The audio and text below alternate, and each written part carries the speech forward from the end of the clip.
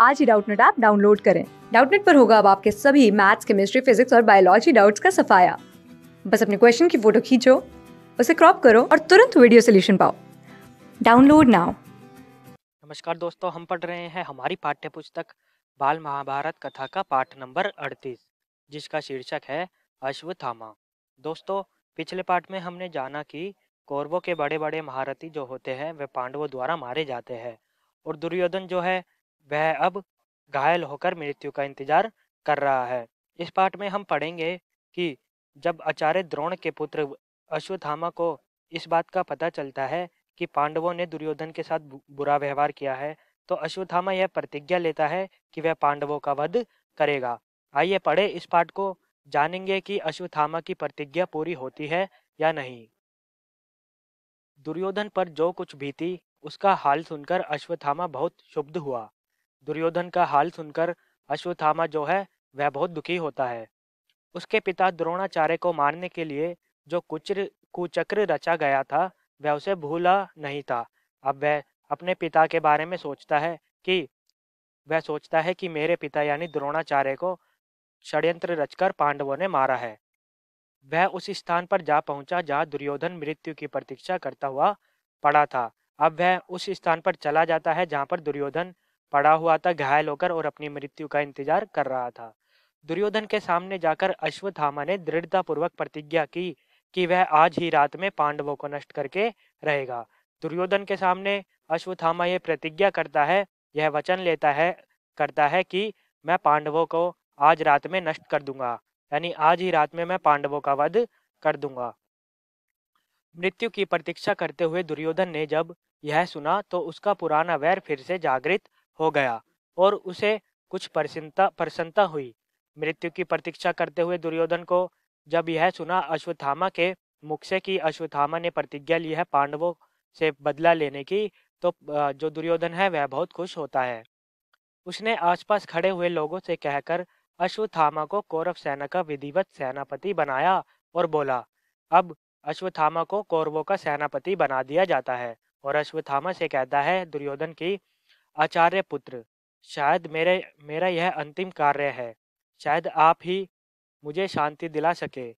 मैं बड़ी आशा से आपकी राह देखता रहूंगा। वह कहता है कि आचार्य पुत्र यानी गुरु के पुत्र अश्वत्थामा, शायद यह मेरा अंतिम काम हो सकता है, शायद आप ही मुझे शांति दिला सकते हैं। मैं आप बड़ी आशा से आपका इंतजार करूंगा। मैं आपका इंतजार करता रहूंगा और ये देखूंगा कि आपने वध कर दिया है या नहीं। सूरज डूब चुका था, रात हो गई थी। सूरज डूब गया था और रात हो चुकी थी। एक बड़े बरगद के पेड़ के नीचे अश्वत्थामा, कृपाचार्य और कृतवर्मा रात बिताने की गरज से ठहरे। अब बड़े बरगद के पेड़ के नीचे अश्वत्थामा, कृपाचार्य और कृतवर्मा जो है वह रात बिताने के लिए ठहरते हैं। कृप और कृतवर्मा बहुत थके हुए थे।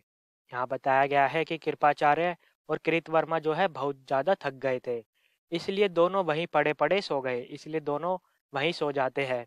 लेकिन अश्वत्थामा को नींद नहीं आई। अश्वत्थामा को नींद नहीं आती है। अश्वत्थामा अपनी प्रतिज्ञा के बारे में सोचता रहता है। अश्वत्थामा सोचने लगा, मैं इन पांडवों और पिताजी की हत्या करने वाले धृष्टद्युम्न को उनके संगी साथियों समेत एक साथ ही क्यों ना मार डालूं। अब जो अश्वत्थामा है वह सोचता है कि मैं इन पांडवों और पिताजी की हत्या करने वाले धृष्टद्युम्न को एक साथ क्यों ही ना मार डालूं। अभी रात का समय है और वह सब अपने शिविरों में पड़े सो रहे होंगे। वह कहता है अपने आप से मन में सोचते हुए कि अभी रात का समय है, सभी पांडव, धृष्टद्युम्न और पांडवों के सभी साथी जो है सो रहे होंगे। इस समय उनका वध कर डालना बहुत सुगम होगा। वह कहता है कि इस समय सभी को सोते हुए मार देना सबसे आसान काम होगा। अश्वत्थामा ने कृपाचार्य को जगाकर उनको अपना निश्चय सुनाया। अश्वत्थामा जो है कृपाचार्य को जगाते हैं और अपना यह निर्णय सुनाते हैं कि पांडवों को मैं रात में ही मार दूंगा। अश्वत्थामा की ये बातें सुनकर कृपाचार्य व्यथित हो गए। अश्वत्थामा की जब ये बात सुनी कृपाचार्य ने तो वह परेशान हो जाते हैं। वे बोले, अश्वत्थामा, सोते हुओं को मारना कभी भी धर्म नहीं हो सकता, तुम यह विचार छोड़ दो। अश्वत्थामा से कृपाचार्य कहते हैं कि अश्वत्थामा, सोते हुए लोगों को मारना कभी भी धर्म का काम नहीं हो सकता है। तुम इस विचार को छोड़ दो कि तुम सोते हुए पांडवों और उनके साथियों को मार दोगे। यह सुनकर अश्वत्थामा झल्लाकर बोला। अपने गुरु की बात सुनकर, कृपाचार्य की बात सुनकर अश्वत्थामा जो है चिढ़ जाता है और चिढ़कर वह बोलता है कृपाचार्य से कि आपने भी क्या यह धर्म धर्म की रट लगा रखी है। वह कहता है कि आपने भी यह क्या धर्म धर्म की बात कह रखी है। दृढ़तापूर्वक अपनी इच्छा जताकर अश्वत्थामा पांडवों के शिविर की ओर जाने को उठा। अब अपनी इच्छा को प्रकट करके अश्वत्थामा जो है पांडवों के शिविर में जाने लगता है, यानी उनका वध करने के लिए वह जाने लगता है। यह देखकर कृपाचार्य और कृतवर्मा भी अश्वत्थामा के साथ हो लिए। अब जैसे ही अश्वत्थामा पांडवों के शिविर में जाने लगता है तो कृपाचार्य और कृतवर्मा भी जो होते हैं अश्वत्थामा के साथ चलने लग जाते हैं। आधी रात बीत चुकी थी, आधी रात हो गई थी। पांडवों के शिविर में भी अभी सभी सैनिक मीठी नींद में सो रहे थे। पांडवों के शिविर में सभी सो रहे थे। अश्वत्थामा पहले धृष्टद्युम्न के शिविर में घुसा और उसने सोए हुए धृष्टद्युम्न को पैरों तले ऐसा कुचला कि वह तत्काल ही मर गया। अश्वत्थामा पहले किसका वध करता है? पहले अपने पिता द्रोण की मृत्यु करने वाले धृष्टद्युम्न का वध करता है। उसे किस प्रकार मारता है? पहले वो उसके शिविर में घुसता है और सोते हुए धृष्टद्युम्न को अपने पैरों तले कुचल देता है और उसी समय धृष्टद्युम्न की मृत्यु हो जाती है। इसी प्रकार सभी पांचाल वीरों को अश्वत्थामा ने कुचलकर भयानक ढंग से मार डाला और द्रौपदी के पुत्रों की भी एक एक करके हत्या कर दी। अब पांचाल के जितने भी वीर थे अश्वत्थामा ने सभी को कुचलकर मार दिया भयानक ढंग से, और द्रौपदी के पुत्रों को भी मार दिया एक एक करके। किसने? अश्वत्थामा ने। कृपाचार्य और कृतवर्मा ने भी इस हत्याकांड में अश्वत्थामा का हाथ बटाया।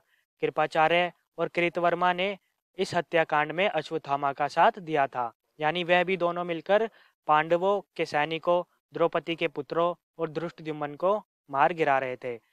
वहाँ तीनों ने ऐसे ऐसे अत्याचार किए जैसे कि अब तक किसी ने सुने भी ना थे। वहाँ तीनों लोगों ने, यानी अश्वत्थामा ने, कृपाचार्य ने और कृतवर्मा ने ऐसे ऐसे अत्याचार किए लोगों पर कि जिसे किसी ने सुने भी नहीं थे। उन्होंने वहाँ आग लगा दी, उन्होंने शिविरों में आग लगा दी। आग भड़क उठी और सारे शिविरों में फैल गई। इससे सोए हुए सारे सैनिक जाग गए और भयभीत होकर इधर उधर भागने लगे। इससे सोए हुए सारे सैनिक जाग जाते हैं कि उनके शिविर में आग लग चुकी है। वह डर जाते हैं और डर के कारण वह इधर उधर भागने लगते हैं। उन सबको अश्वत्थामा ने बड़ी निर्दयता से मार डाला। अब उन सबको थामा ने बड़ी बुरी तरह से मार डाला था। दुर्योधन के पास पहुंचकर अश्वत्थामा ने कहा दुर्योधन के पास पहुंचकर अश्वत्थामा कहता है कि महाराज दुर्योधन, आप अभी जीवित हैं क्या? देखिए, आपके लिए मैं ऐसा अच्छा समाचार लाया हूं कि जिसे सुनकर आपका कलेजा जरूर ठंडा हो जाएगा। अब सभी को मारने के बाद अश्वत्थामा जो है दुर्योधन के पास आता है और वह कहता है कि दुर्योधन से, महाराज मैं आपके लिए एक अच्छा समाचार लेकर आया हूँ। जो कुछ हम लोगों ने किया है उसे आप ध्यान से सुने। वह आगे कहता है अश्वत्थामा दुर्योधन से कि हमने जो कुछ किया है पांडवों के शिविरों में जाके, आप उसे ध्यान से सुने। सारे पांचाल खत्म कर दिए गए, यानी पांचाल वीरों को खत्म कर दिया गया है। पांडवों के भी सारे पुत्र मारे गए। पांडवों के जितने भी पुत्र थे मार दिए गए। पांडवों की सारी सेना का हमने सोते ही में ही सर्वनाश कर दिया, यानी पांडवों की जितनी भी सेना थी सोती हुई सेना को हमने मार गिराया। पांडवों के पक्ष में अब केवल 7 ही व्यक्ति जीवित बच गए हैं। वह कहता है कि पांडवों में केवल अब 7 ही लोग जिंदा बचे हुए हैं। हमारे पक्ष में कृपाचार्य, कृतवर्मा और मैं 3 ही रह गए हैं।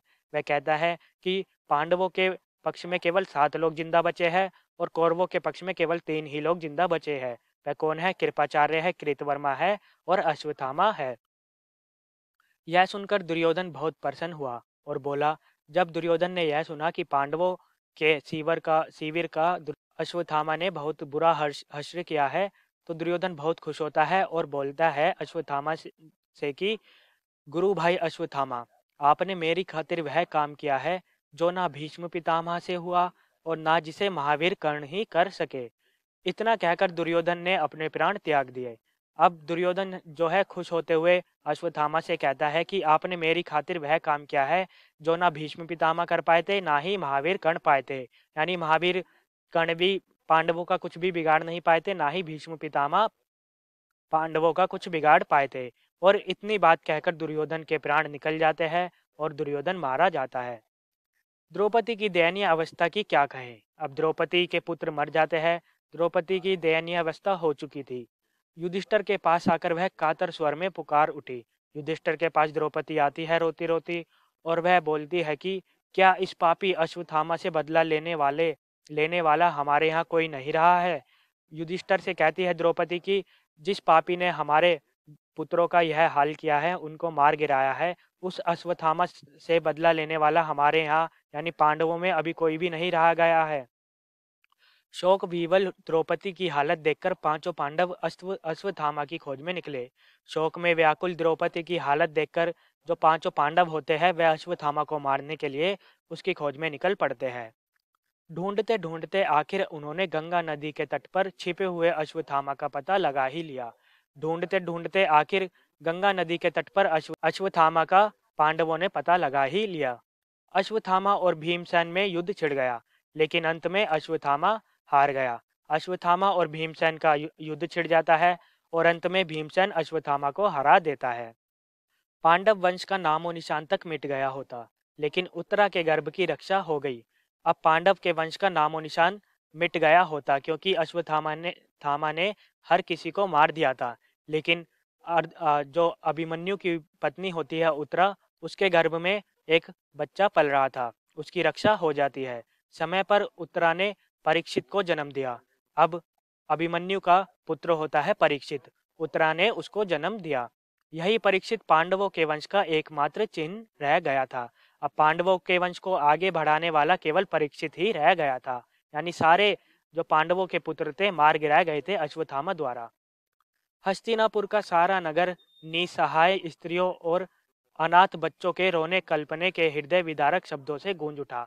हस्तिनापुर में जितने भी सैनिक थे उनकी पत्नियां रो रही थी, उनके बच्चे रो रहे थे, क्योंकि सारे सैनिक जो है मर जाते हैं। युद्ध समाप्त होने का समाचार पाकर हजारों निसहाय स्त्रियों को लेकर वृद्ध महाराज धृतराष्ट्र कुरुक्षेत्र की समर भूमि में गए।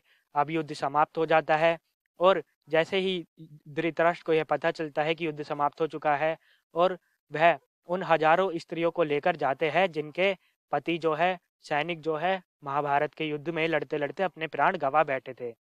जहां एक ही वंश के बंधु बांधवों ने एक दूसरे से भयानक युद्ध करके अपने ही कुल का सर्वनाश कर डाला था। जहां यानी कुरुक्षेत्र के मैदान में अपने ही वंश के लोगों ने एक दूसरे से भयानक युद्ध किया और अपने ही कुल का सर्वनाश कर डाला, यानी एक दूसरे को मार डाला। धृतराष्ट्र ने बीती बातों का स्मरण करते हुए बहुत विलाप किया। धृतराष्ट्र कुरुक्षेत्र के समर में जाते हैं, मैदान में जाते हैं। वह देखते हैं कि चारों तरफ लाशों का ढेर है। चारों तरफ जो है बंधु बांधव गिरे पड़े हैं। एक दूसरे के जो चाहने वाले हैं एक दूसरे का वध कर दिया है उन्होंने। जो पांडव और कौरव थे वह भी भाई भाई थे, लेकिन उन दोनों ने भी एक दूसरे को मार गिराया है। यह बातें सोच सोच कर धृतराष्ट्र रोने लगते हैं, विलाप करने लगते हैं और दुखी हो जाते हैं। तो दोस्तों यह था पाठ अश्वत्थामा, जिसमें हमने जाना कि दुर्योधन द्वारा जब अश्वत्थामा को यह पता चलता है कि पांडवों ने उसका बहुत बुरा हश्र किया है, तो अश्वत्थामा दुर्योधन के सामने यह प्रतिज्ञा लेता है कि मैं पांडवों का सर्वनाश कर दूंगा उसी रात। और अश्वत्थामा, कृपाचार्य और कृतवर्मा मिलकर पांडवों के शिविर में घुस जाते हैं। अश्वत्थामा जो है पहले धृष्टद्युम्न को पैरों तले कुचलकर मार देता है, फिर पांडवों के पुत्रों को मार देता है, फिर द्रौपदी के पुत्रों को अश्वत्थामा कुचल कुचल कर मार देता है। पांडवों के शिविर में आग लगा दी जाती है, जिससे चारों तरफ हाहाकार मच जाता है और भीषण तबाही मच जाती है। फिर जैसे ही महाभारत का युद्ध समाप्त हो जाता है, तो धृतराष्ट्र जो है हजारों स्त्रियों को लेकर महाभारत के युद्ध क्षेत्र में जाते हैं, जहां हजारों स्त्रियों के जो पुरुष होते हैं, सैनिक होते हैं, वह आपस में लड़ मर कर अपनी जान गंवा बैठे हैं। इस बात को सोच सोच कर धृतराष्ट्र जो है विलाप करते हैं और बहुत दुखी होते हैं। तो दोस्तों यह था पाठ अश्वत्थामा। धन्यवाद। क्लास 6 से 12 से लेके नीट, IIT, JEE मेंस और एडवांस के लेवल तक 10 मिलियन से ज़्यादा स्टूडेंट्स का भरोसा। आज ही डाउनलोड करें डाउटनेट ऐप या व्हाट्सएप कीजिए अपने डाउट्स 8400 400 400 पर।